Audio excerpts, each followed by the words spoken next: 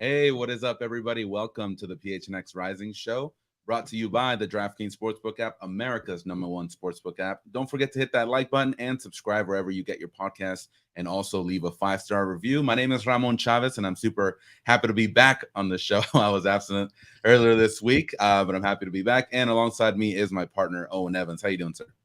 You know, it was a Tuesday where there was someone out ill and lots of stuff going on. It all feels very familiar. Hastily rearranged, replacements coming in. Just don't eat fast food with anything involved with fried chicken. I'll just leave it at that, because it's terrible, man. I'm still going through it, but happy to be here. Happy to talk some Rising and some other soccer related topics. But yeah, let's go ahead and get into it, Owen. We do have a great show as well. Obviously, some big news coming out of the Rising today. First of all, we got someone leaving the club, unfortunately, and then we got someone entering or coming to the club as a loan. So let's start with Jonathan Levin. We kind of heard some rumblings here and there, but he was unfortunately released from the team today. He did put out a great statement on his Twitter, so if you haven't checked that out, please go ahead and check it out on his Twitter account. And what really highlighted who he is as a player and as a person to me was kind of towards the end of his statement, was the fact that he highlighted the fans above everything else, that he loved being here, that he absolutely loved his time at Phoenix Rising because of the fans, and that how supportive they were, and it just spoke volumes of who he is, and who he will be, for these Rising fans forever. So Owen, can you walk us through why the release happened and your thoughts on his stay here at Phoenix Rising? Right. I'm gonna take a sip of water before we start this one. Got the big cup today. Right. So I'm gonna be. We want some honesty from my views here and what's and all of that. I think that to an extent, I'm getting kind of tired of seeing players brought in here to fester and not be given a real chance at all. I think that when you look at what Jonah was as a person off the field, of course, it's obvious that he was going to make a lot of friends among the fan base, especially given, as Michael's pointing out here, he bought someone their season tickets in the preseason, and someone put out that, cry for help almost on helping to afford season tickets. And look, none of us are going to pretend for a minute that Jonathan Levin was the kind of guy who we expected to see starting week in, week out. He was not that guy. He was never going to be that guy, because there are different levels of talent, and this is one of the best squads in this league. But when did we ever really see Jonathan Levin given a chance? And even then, when did we see, when there were times where it felt as though the game was calling for someone like him? And we've spoken about that. We've spoken about times when there was that physicality needed in the midfield, especially when there were a lot of injuries. How do you find that? And he was never called upon. In fact, the best look at him we got was when he was played out of position in a game that was, quite frankly, a farce because half the team was out with COVID. Now, of course, this isn't the first time that we've seen a player kind of treated in this way. We saw Ivan Gutierrez leave earlier this season after he'd had a similar kind of spell. If you go back a few years, you find Jack Barmby effectively found himself in the same fate. That's despite the fact that Jack Barmby came into some real plaudits and was widely considered one of the better players, in the league. Is a decent player at least, but these players come here and just don't necessarily get the game time, and then leave in these kind of circumstances. And it's tiring sometimes to watch guys like that and just ask, what do they have to do to get a game? Because there's rotation, there's being a backup, and then there's being that, which is just someone who's here to just make up numbers. And what are you here for? Why are you even in this squad in the first place? And then it gets to the question of, why did you bring them in?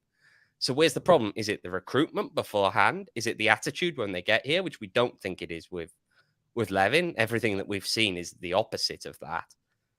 But I mean, even specifically to Levin now, if you bring him in initially last season, why do you keep him here? Why do you bring him back this year? Why do you bring him back this year if you're going to treat him like this? I just don't understand it. I know there's a few comments going through in the chat now, and I'm sure we'll take a peek at them in a sec. But yeah, that's my point, which is overall, I understand why he's been released now, because he was getting no game time pretty much at all. But I don't really understand why he was here in the first place if there was never any real intent to give him game time. Yeah, and I think, and you've covered him a lot longer in the team as well, but from my understanding and from what I saw from him in the preseason, they were looking to give him playing time in other positions because they knew maybe in his position, his natural one, he wasn't going to get that playing time. And that's probably why maybe they were hesitant to use him, especially in those cases where there were injuries or they needed to rotate. And that begs the question, exactly, why was he continuing to be in the team? Why was he brought back if he wasn't going to be giving that opportunity? Now, giving his character and what I've heard and what I've seen from him, when you talk to an athlete like that, I'm sure their response is, put me anywhere, I'm going to play and I'm going to do my best. And that's probably what his mentality was. But like you're saying, the only true game we really saw him get an opportunity was that New Mexico game, playing out of position. I believe he was responsible in the first for the penalty. And you maybe think that was the last straw where they threw him at the wolves and said, you know what, go ahead and swim, see what happens, see what, and after that game, there was maybe some issues. Like, I just want to, I wish I was behind the scenes to understand what happened here, because it's sad to see, and you can see it on the chat. Everybody is a little bit upset, and it's tough to see someone like that, and like you're saying, not get a fair chance at being part of the team and showing what he's got. He's obviously a talented player. He's obviously got something about him. Otherwise, you wouldn't have brought him in the first place. Surely, unless, as I said, there's something deeply flawed with the recruitment system. It's just, I don't know. It just confuses me to a degree, which is why he was ever here in the first place, to be honest. Because again, there was just no real intent to give him any kind of a real opportunity. And look, I understand the usual talk that will come out about how, well, we've got to base it off of training and all of that. But come on, these are two different things, training. And it's not as though he didn't try in training. Yeah. From everything that I gather on this. So I just... And he didn't play enough either in games to say, well, he was part of the issues of why they were losing or why they weren't playing well. So it's like, so what does it come down to? I don't know. He played his first appearance this season was for a minute off the bench. Yeah, you can tell a lot about a guy in a minute. Yeah, exactly. So yeah, definitely gonna be missed.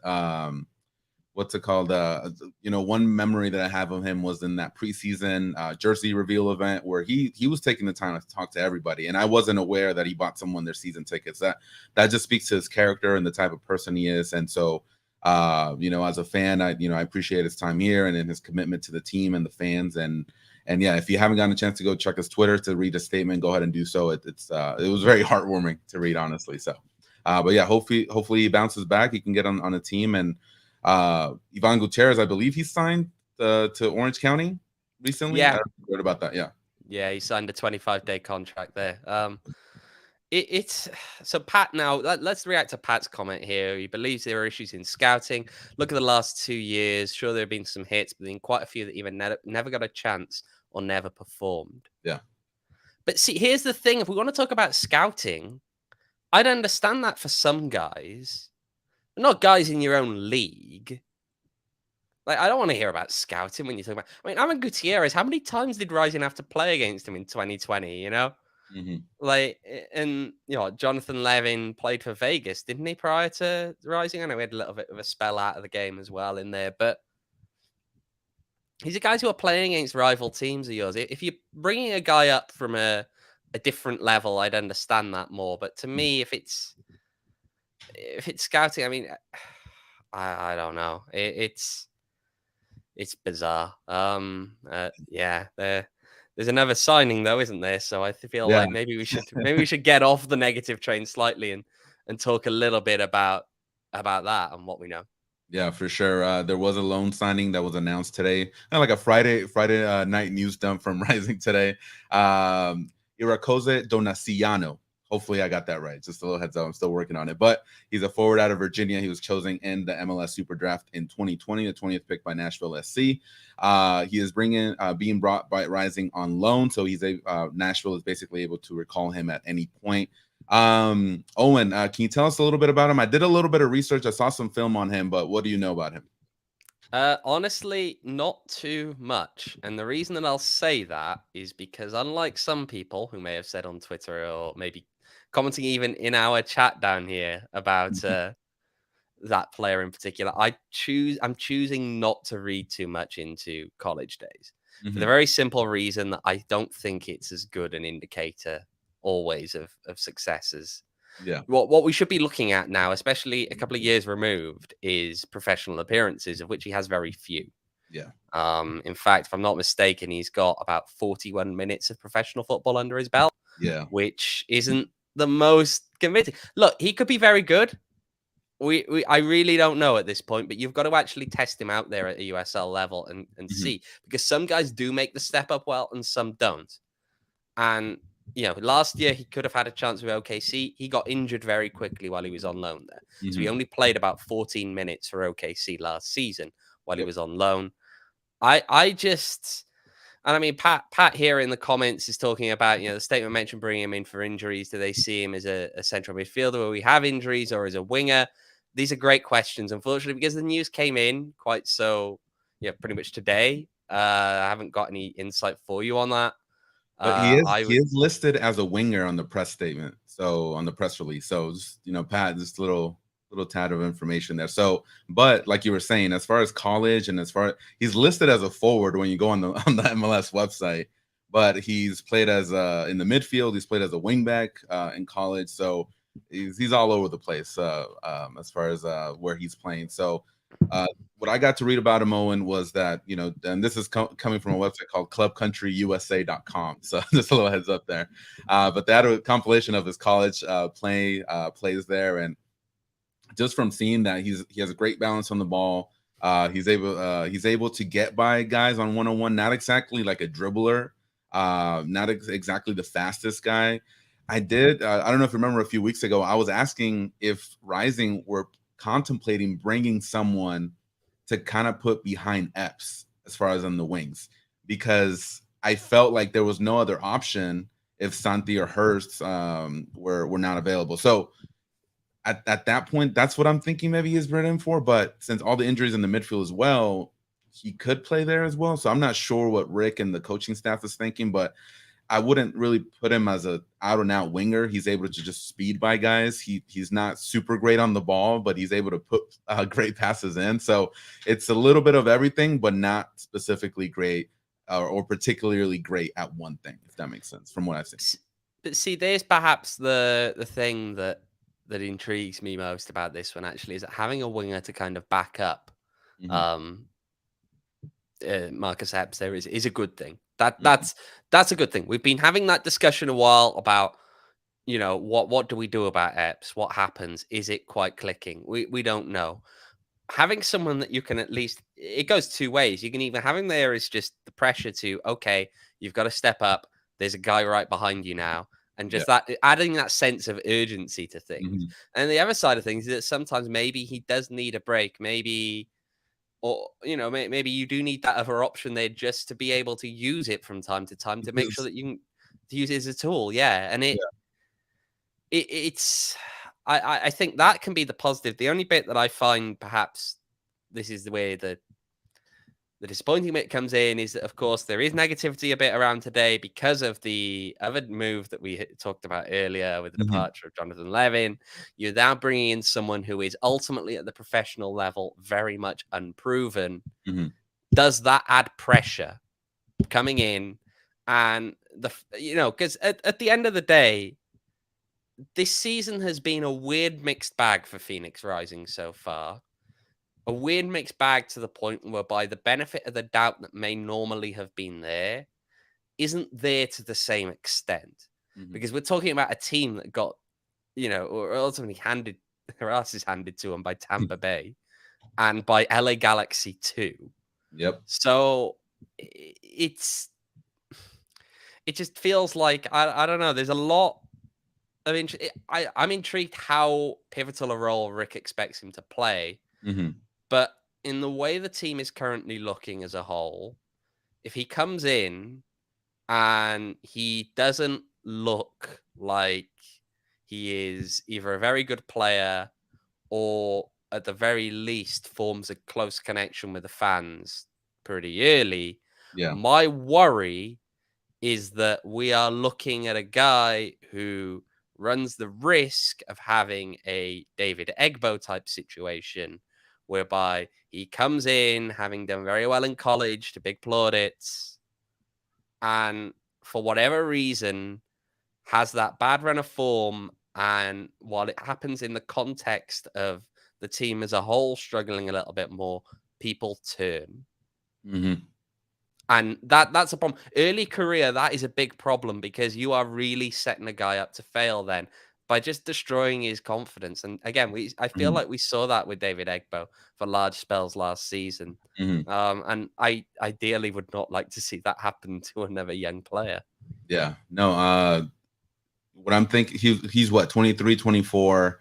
Again, there's not a lot of film on him besides his college career. So it's hard to really break down this guy, how he performs against better competition. Hopefully he's able to perform here. He's able to get, running, but it's going to be a challenge. I wouldn't call this loan signing as the savior of the season at all.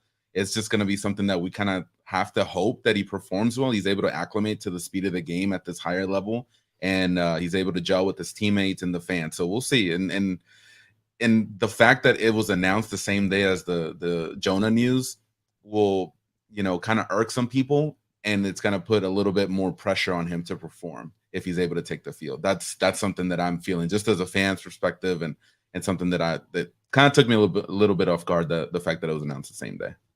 I mean, the thing about this signing is that it's one as well that could, if he does turn out to be very good, and there is clearly potential there based on how well he's performed in college. It has the opportunity to turn out as the master stroke that ultimately helps turn things around. But I'm not sure that we can expect that. So would you call it like a high risk, high reward kind of thing? I'm not sure I'd call it risk because I don't know. It's, even if he's just average, he's fine. It serves a purpose in this team.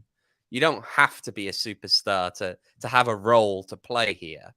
But I do wonder if it's, I don't know. I'm not too keen on overhyping too quickly. I feel like you've got to wait, get a few professional games under the belt here, and then see where things are from there. Because again, as I said earlier when I was talking about, was Jonah given a chance? You've always got to remember that things that happen on the training ground in a professional atmosphere, very different to what's going to be happening out there on a pitch. Yeah, exactly, for sure. Yeah, so we'll see. Hopefully he's able to get some playing time right away and help Rising on the pitch. Owen, let's take a quick break before we keep talking about what's going to happen this weekend. I do want to talk to you guys about OG's Brands. If you guys haven't yet, make sure to stop by your local dispensary and grab some amazing scratch-made THC gummies from our friends at OG's. They got great flavors like blackberries and cream, and also watermelon. And I'm a big fan of the pineapple. I will say that on the show. So if you're in the mood, they're perfect.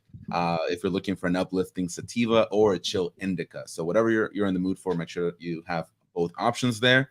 And if you're interested in trying the amazingly delicious variety of flavors that OG's Brands has to offer, go to ogsbrands.com. That's OGEEZbrands.com to find an OG's near you. 12 points or OGs. We haven't forgotten. Come on, Pat. Let it go, man. That was in the past. That was before I got sick. That's a long time ago. I don't even remember that. So I'm just playing. I'm still sticking to that. Owen, we do have a game this weekend on Saturday night. I feel like Rising haven't played at home in forever, so it's good to be able to get back out there at Wild Horse Pass. They're going to be playing Birmingham Legion.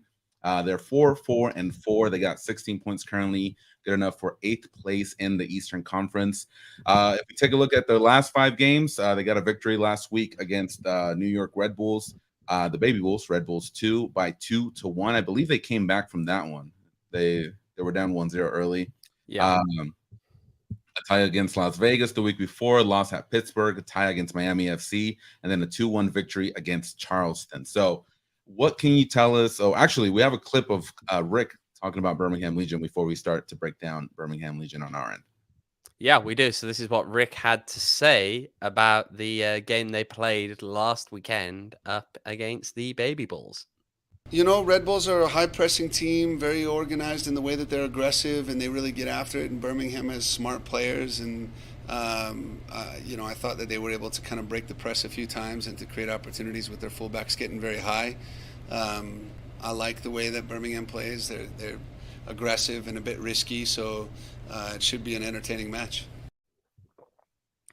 Yeah. So that's kind of what they do, and it was telling watching that game. Of course, I was there in the rain ahead of the Hartford game. I went to see the Baby Bulls and their lovely little small little college stadium they play in. Don't play in New York.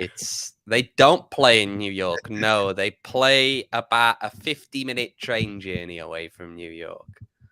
So it was interesting because coming back, you could tell the train was just filling up with more and more people from New Jersey going on a night out that night because it was a Friday night. The train was getting in late. So So I think that look, they weren't at their best in that first half. But what we did see in that game is they adjusted quite well. And in the second half, they really came out and were the team on top in that second half, I feel, against Red Bulls too. So Birmingham are a team that I wouldn't count out at all. They're a team that, again, will make those adjustments. Kind of like, I mean, another team we have seen make a lot of good halftime adjustments is Detroit City with Trevor James up there. Of course, I think the Birmingham Legion made some good halftime adjustments in that game against Red Bulls too. If we move on then to just some players to watch, I feel like there are two, at least from an attacking perspective, that really, really stand out, don't they? And it's Prosper Kasim and Enzo Martinez. They lead in goals, in assists, in chances created. To me, those two guys are going to be a real problem for Rising to deal with, especially the way that Rising's defense has not been at its best at all in recent weeks. So I don't know. We'll have to see because there have been quite a few goals conceded. Yeah, no, definitely for sure. And I had the same players, Enzo Martinez, Prosper Kasim. Last week, I believe Marlon, there you go, came in as a substitute and then scored the game-winning goal. So another big name they have on their squad is Juan Agudelo. Obviously played in the MLS for a very long time. Hasn't really had the best start in the USL Championship, but he's a guy that obviously played in the MLS for a long time for a reason.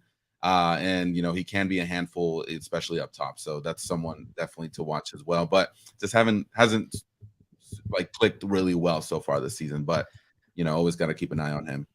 Well, I do think that in general, you could say that Birmingham Legion haven't quite clicked as much as maybe we'd expected. They're a very average-looking team at the minute overall. If you look at their record as a whole, they dropped a lot. They dropped a lot of points. They dropped a lot of points early. They did drop a lot of points early, and this is a team that we were expecting to be a potential contender in the East. I'm sure they've got more than enough time. They've got more than enough time to pick it back up and get up there, but they haven't quite been running at full speed. So I'm intrigued to see how it goes because this weekend now? Are they going to be able to try and keep their momentum going forward to try and pick themselves back at the table? I know they'll be feeling a sense of urgency, much like Rising feels a sense of urgency generally, especially with results in recent weeks. I'm sure that Rising are feeling that urgency, but yeah, it looks like a team that, based on what I've seen so far in their schedule, they got a tie against the Rowdies, and I think it was their first game of the season. Another tie against Louisville. They haven't exactly had a big victory, and what I mean by that is that they haven't really beat a team that's on the top of either of the both conferences. So they've gone, victories against Hartford, Charleston, the Baby Bulls. So it's teams that maybe they should be beating, but not exactly like a huge win in the record so far. But it speaks to how maybe they're still trying to figure things out, and they could be due for, the team's just clicking at one point and going on a run. So it's a very, very dangerous team that Rising are going to be dealing with this weekend. Yeah, but at the same time, you have to imagine that Rising coming into this game are really going to be feeling a need to turn things around after the most recent home game, because that last home game was such an embarrassment, the way that they lost by the margin that they lost by, that the fans frankly deserve a better performance than that by a long way. Yeah. And I'm sure that that's been repeated. I know that Rick has spoken this week about things such as, we've got to remind the boys about the values of this club and what that means. And I think that drilling that in, you would hope, is going to have the intended impact, and you'd hope that they come out really, really raring to go. Because if we look at the last few games, ignore New Mexico, because again, we always have to ignore that New Mexico game. It's just a pointless one to pay. It's a pointless one to pay any attention to. But you look at Hartford, not great. You look, even though they won, it wasn't great. Then you look at Tampa. They've really got to put out a performance, I think, that is convincing. And to a degree, we're almost waiting for that still. We haven't had many convincing wins. Honestly, it's like, from what I can recall right now, it's like the first 45 minutes against Monterey, and then maybe a little bit against the San Antonio games, and then the U.S. Open Cup game, so against New Mexico. But other than that, it's like we know they could do it. They got to turn it on at one point, and if they do, it's going to be a dangerous time to face Phoenix Rising. Owen, let's move on to the injury and absence update. So Rick did give an update on Kevon Lambert. He's out on international duty, if I'm correct. Yeah, so Rick spoke a little bit about, because I asked him about what they were going to do in terms of replacing him and how they're preparing for a couple of weeks without Kev Lambert, and here is what he had to say. We're fortunate that he wasn't able to play in the weeks prior, so we're used to it, and we know what it's going to be like. We know what's needed.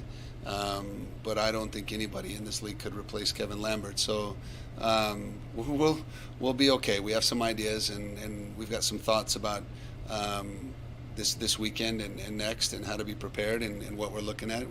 Birmingham's a very good team. Got some really fantastic players and guys with a lot of experience. So it didn't matter who was here. It's going to be a difficult game. So here's what my question is to you now. What do you envisage the midfield as, knowing at the moment that Arturo Rodriguez, he could be here, he could not be. Rick was very coy this week about the injury update, saying that he thought there was still some people who might make it back in time. So Arturo, I would describe as questionable, even though he might be available. Aiden, we don't know what you can get out of Aiden. Michael here with a comment here about the midfield of Seijas, Calistri, and Carlos. Exactly what I was going to say. That's my first question to you, though. So if we're talking about the midfield, how is Quinn doing so far? Because he's been out for a little bit of time, so nothing. I have nothing on it. Rick is keeping this all very, very quiet this week. I think there's an element of trying to see if they can catch the opponent out, really not knowing what to expect. But to Michael's comment there of the midfield of Seijas, Calistri, and Carlos, please no. and this isn't the criticism on any one individual in there. Okay, we have sung Luis's praises this year. We have said that Joey Calistri, is a critical part of this squad, and Carlos Anguiano definitely has had some bright spots. There are individual things of his game that you can pick out and really be happy about, but those three do not work together. Yeah, not least because look, where's the physicality in there? Again, as Michael is saying here, where is the physicality? Because Carlos is not a physical guy. I mean, you just have to look at him. You can tell why. Luis is, you're asking him to be almost that really physical enforcer when he's in his 30s. And then you've got Joey Calistri, who, with all due respect, is a better winger, I'd say, than a central midfielder. So if that's, and this is the thing now, it's if that is the central midfield, I would be concerned. I wouldn't necessarily feel very happy going into that game, but it's plausible that other guys might be able to make it. See, now if Quinn's not playing, Arturo can't give you, let's say he can't give you the 90. Maybe he can be there for the last 20, 30 minutes. If you were to ask me, this would be the perfect game for Jonah to be in there. But, with seeing what's on the table, I think you have, depending on the formation, if he's going with his usual 4-3-3, then, Calistri would say, and I was going to say the same thing, Pat. Is this when you push Musa a little bit up? I don't know how far up the field he'll be able to play. We know he can play that position, but do you risk putting him up there and then you risk maybe leading your center back position with that, and not giving them, and by them I mean Farrell and Musa, time to kind of gel in the back. So it's tough, man. And I think it's kind of intriguing, the fact that, Rick is not, giving away any answers. But yeah, if we see Seijas, Anguiano, Calistri, it's tough, man. I don't see that happening at all. So I think there has to be a physical presence. And so, Haugley, maybe you see that? That's interesting. I did say, I did actually ask that, where I said to Rick, okay, Siva, have you given any thoughts to putting him in the midfield in the current situation? And he just laughed and said, maybe not. So there's no actual insight there, but it's yeah. Oh man, Michael, even that one I just feel really unsure of. Like, the only one I would feel comfortable with is Seijas.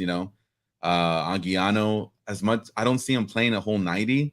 He's, like you're saying, physically he's not going to give you that. Speed wise, he doesn't provide you that as well.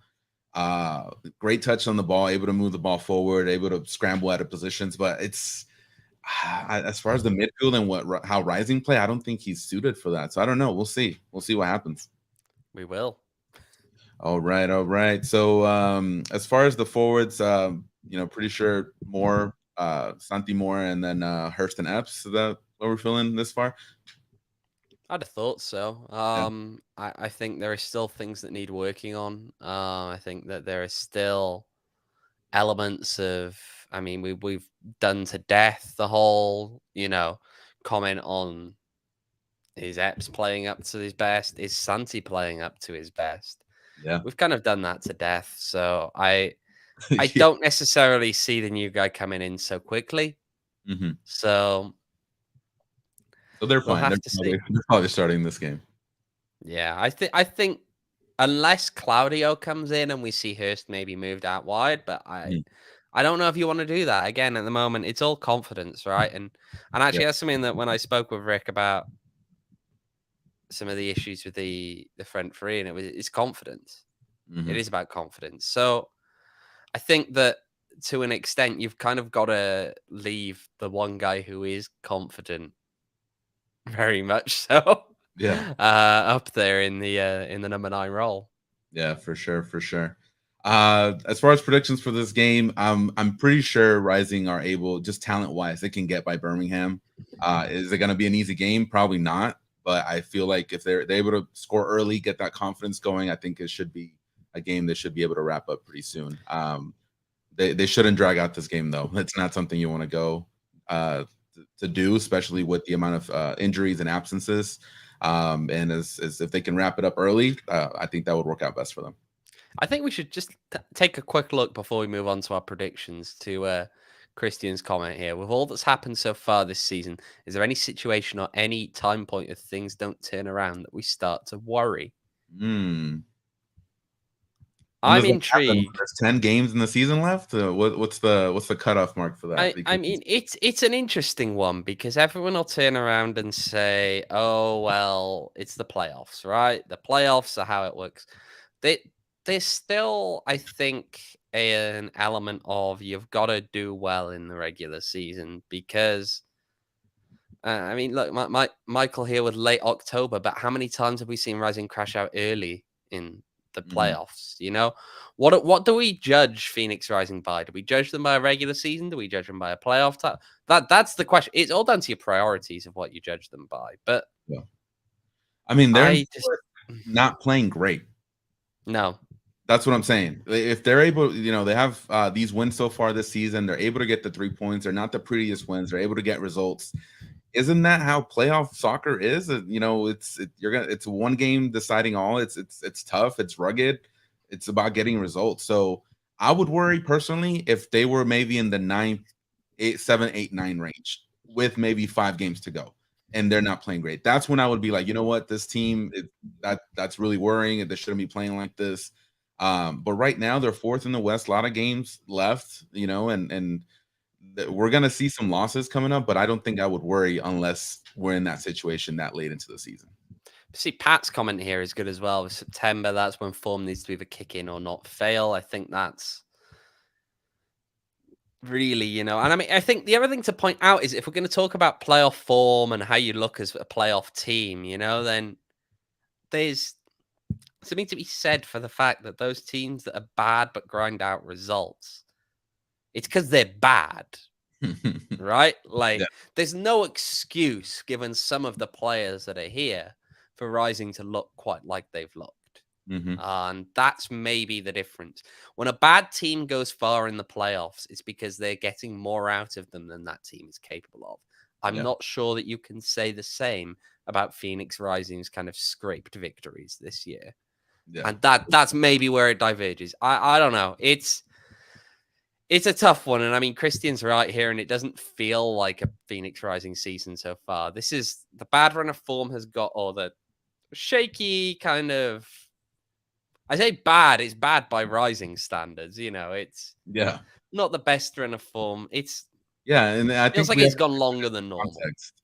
When you add some context, like some teams would die to be in this position for to be in Rising's position, because 4th in the West is not bad at all. It's a for some teams it's the best they would ever be performing. So we'll see what happens. We all know the players and the staff can do a lot better, and hopefully they turn it up and they're able to get some a string of victories and get back to their usual spots. Let's get us some predictions. Can we get some predictions? We haven't done our score predictions. And speaking of score predictions, did you know that our good friends at the DraftKings Sportsbook app have got the games already up? Let's do it. Benefit of a Friday podcast. We've got the odds. Let's hear them. So, what are you thinking score-wise? I'm doing a 2-1 for Rising. You're going with 2-1 to Rising. That's plus 750. Let's do it. Book it. Oh, I'm trying to work out what I think here. I'll take a 1-1 draw at plus 700. Ooh. Okay. Either way, plus 700 is not bad at all. So not bad. So the odds, just by the way, in terms of just the final result, is Rising at minus 145, Legion plus 290, draw plus 300. So Michael 2-2 plus 300, Christian as well plus 200. Pat, he's saying I'm gonna be optimistic for one. Santi gets off the 0. He's gonna get his first score of the season. I hope so, man. I'm really rooting for Santi to get on the board. Unfortunately, we don't have goal scorer odds. Otherwise, I'd find that one. But just to the ones that were here, Christian's agreed with my 1-0. Reese has gone with a 2-0. So where are those again? I've got to find those odds again. Appreciate that. Yeah, thank you for all the comments today, guys. Appreciate it on the chat. So the 2-0 is plus 800. Michael's one with a 2-all plus 1400. So speaking of which, I hear there might be some special offers, so you might want to. That's right. Let's talk. Let's continue to talk about DraftKings. So if you guys haven't checked out the NBA Finals, the first game was yesterday. Boston from a come from behind win over the Warriors. And if you haven't yet, you can join the finals action with DraftKings Sportsbook, an official sports betting partner of the NBA. New customers can make any $5 NBA bet and get $150 in free bets instantly. During the NBA season, one customer placed a $5 same game parlay and won over $5,000. That's 5 stacks, Owen. We need that money. So if you guys haven't yet, download the DraftKings Sportsbook app now. Use promo code PHNX. Make any $5 bet during the NBA Finals and get $150 in free bets instantly. That's promo code PHNX only at DraftKings Sportsbook, an official sports betting partner of the NBA. You do have to be 21 and over to gamble. Gambling problem, call 1-800-NEXT-STEP. Arizona only. New customers only. Minimum $5 deposit. Eligibility restrictions apply. See DraftKings.com/sportsbook for details. Oh man, yeah, that was a crazy game, but I was not able to watch it because I was out there doing something else. But before we transition towards what were you out doing something else? What were you? I planning to say. I know we're on a bit of a time crunch here, but I do want to talk a little bit about some games around the USL. And I'll tell you what I was up to yesterday. Any games that you're looking forward to? There's a big one this weekend between Tampa Bay and Louisville, but besides that, any other games you're looking forward to seeing? Well, that game's been pushed back to Sunday because of logistical problems with travel. Let's see. What games have we got here that would be interesting? So Orange County, New Mexico is, I believe, the game of the week, ESPN. Or one of the ESPN channels, probably Deportes. Yeah. Yeah. So, I mean, Orange County have struggled this year. They're at home, though, against a New Mexico team that feel like they're starting to really hit a bit of form. So that could be an interesting one.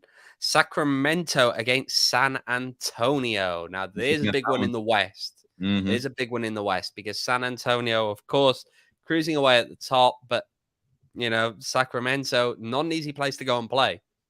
Historically has not been an easy place to go and play in this league. So we'll have to see. And then, of course, Sunday, the big one, Tampa and Louisville, as you mentioned.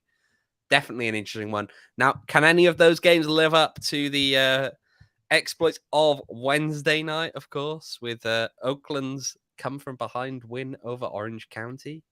That was a crazy game. I didn't get to see it, but I was paying attention on Twitter. 2 goals in stoppage time. They always find a way, man. That's crazy. So I don't know. We'll see. In the surprise game that Pat Moses is giving us here, Langueras against Monterey Bay.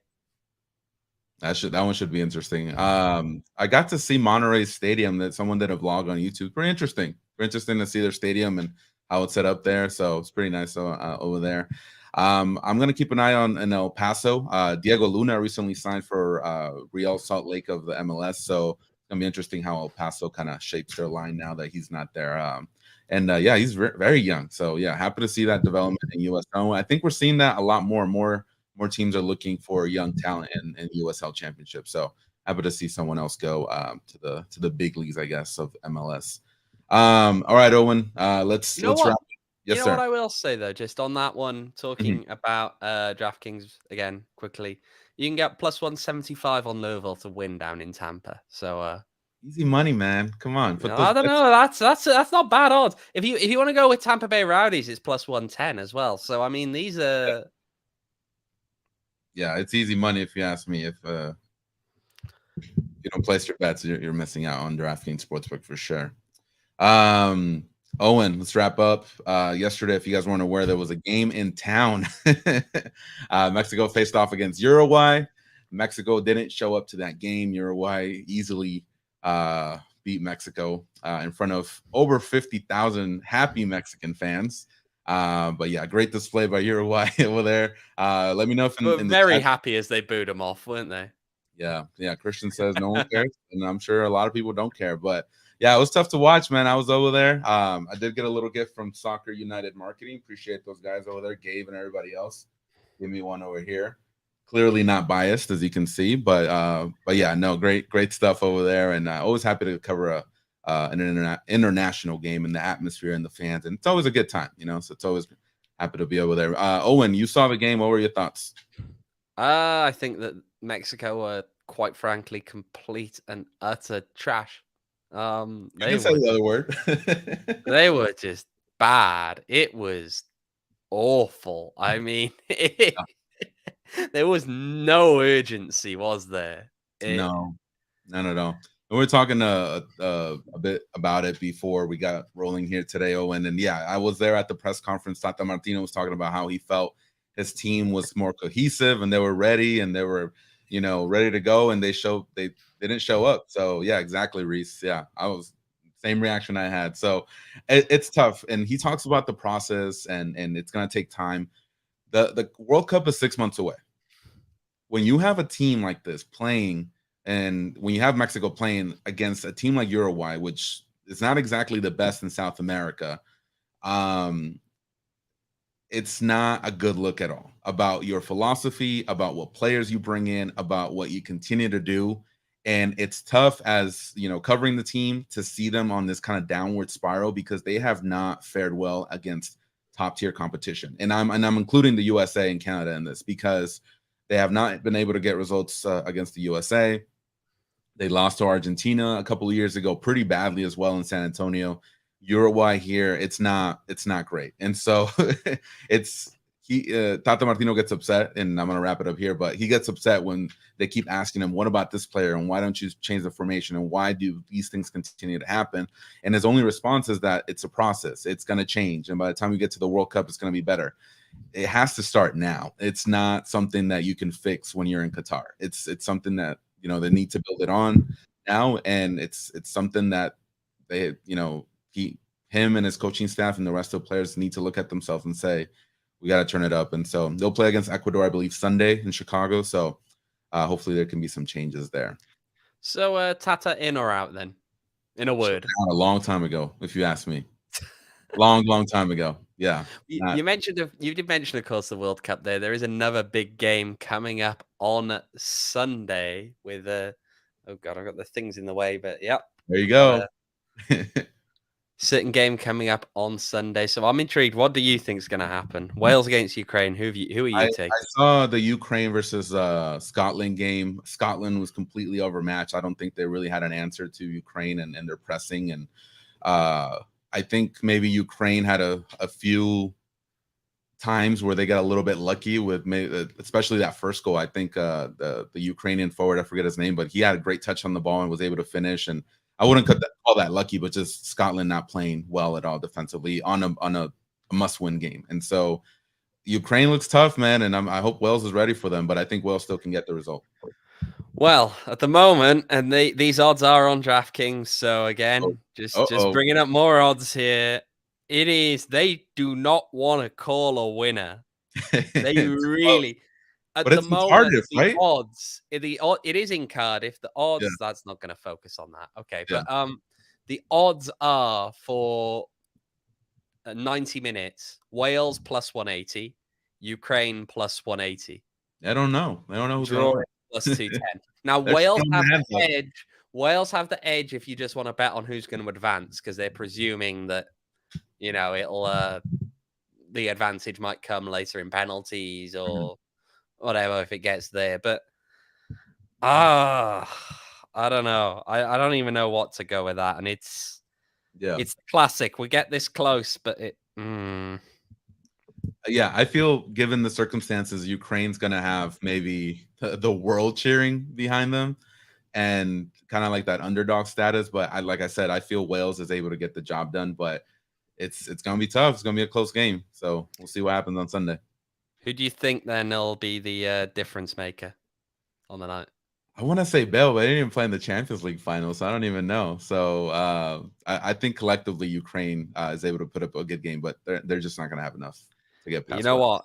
I'm hearing that Ballon d'Or Kiefer Moore is plus 220 as an anytime scorer. So there you go. I feel as though there's a there's an opportunity there, a big opportunity. For sure. So Sunday, what time is the game?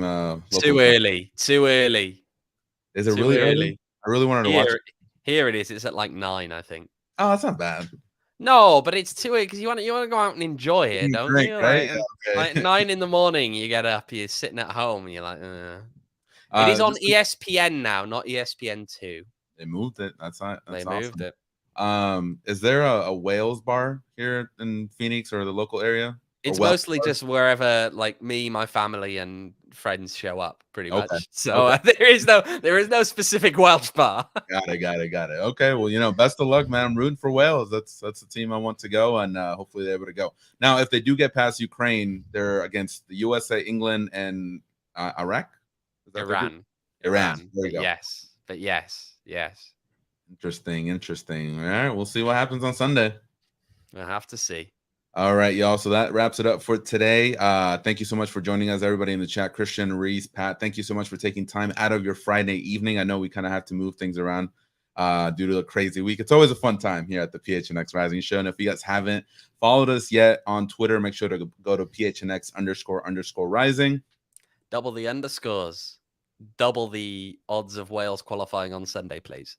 There you go. Please. If you helps us get to 750 followers. If we get there, I'm gonna be giving something out, and that's a guarantee. So make sure to help us out to get to that mark. We will be back on Saturday with the live post-game show after the Rising versus Birmingham match. So until then, be well, be safe, and we'll see you then. Take care.